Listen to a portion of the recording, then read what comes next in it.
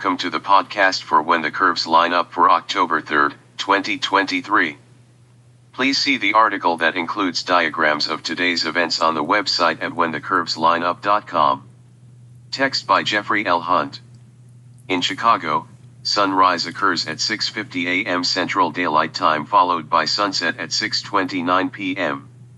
Here is today's planet forecast. In the morning sky. In a week, Saturn sets before Venus rises, when the two planets are 180 degrees apart in the sky. After this planet-to-planet opposition, Saturn sets before Venus rises. Saturn returns to the morning sky with Venus during 2024.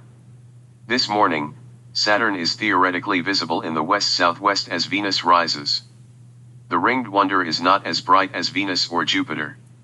It is dimmed, reddened, and blurred by the air when we look toward the horizon. This is the same effect we see with the Sun and Moon while they are rising or setting.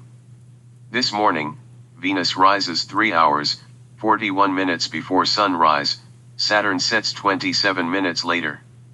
By 1 hour before daybreak, the morning star is nearly 30 degrees above the east-southeast horizon, 5.4 degrees to the upper right of Regulus, Leo's brightest star. Venus is en route to a conjunction with Regulus on the 9th. Watch Venus close the gap to Regulus each morning.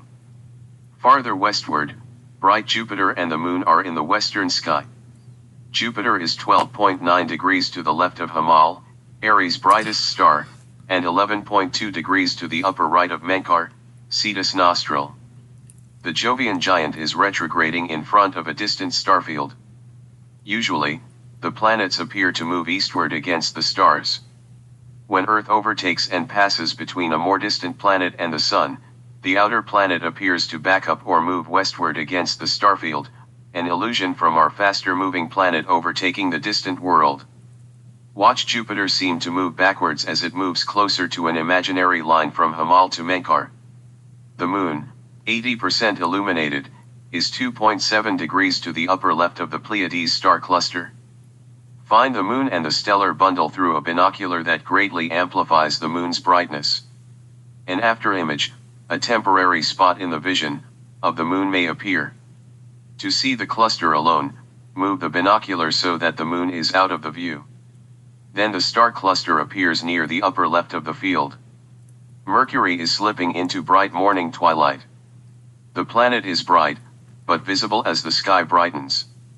Use a binocular to find it over 5 degrees above the east cardinal direction at 35 minutes before sunup.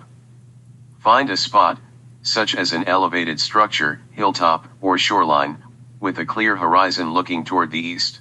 In the evening sky, Mars is not visible as it sets about 35 minutes after sunset. Saturn rises before the sun sets and it is nearly 25 degrees above the southeast horizon. Saturn is retrograding in front of Aquarius, 10.1 degrees to the upper right of Skate, the Aquarian's knee, and 10.7 degrees to the right of Lambda Aquarii. The reference stars are likely a challenge to see in urban and suburban settings from the perpetual glow of outdoor lighting. Further, they are outside the binocular field with Saturn.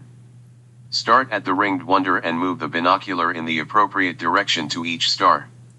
During the night Saturn is farther westward. Around 4 hours after sunset, it is south and tomorrow morning it is low in the west-southwest as Venus rises. Jupiter rises less than 90 minutes after nightfall, and 90 minutes later, the planet is nearly 20 degrees above the eastern horizon.